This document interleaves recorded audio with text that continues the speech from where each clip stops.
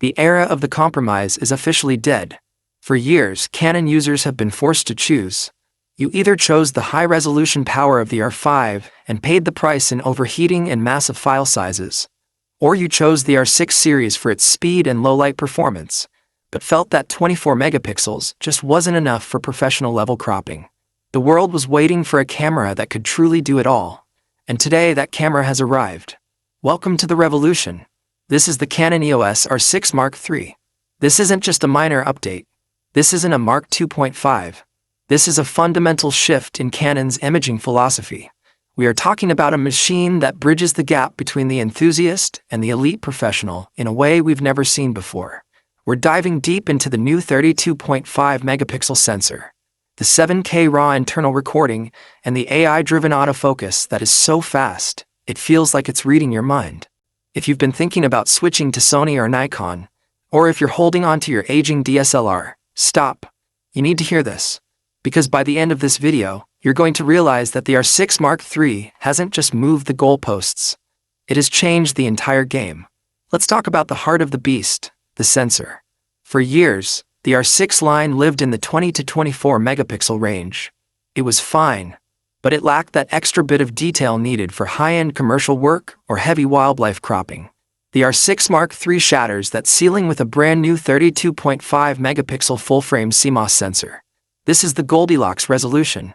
It gives you 35% more detail than the Mark II, allowing you to crop in without losing that professional crispness, yet it remains incredibly efficient in low light. This is the sweet spot. But it's not just about the pixels, it's about the pipe. This sensor is paired with a redesigned DIGIC X processor that is significantly faster than the one found in the R3. We are talking about a readout speed that nearly eliminates rolling shutter, making the electronic shutter actually usable for fast-moving sports and birds in flight. Speaking of speed, let's talk about the shutter. The R6 Mark III is a speed demon.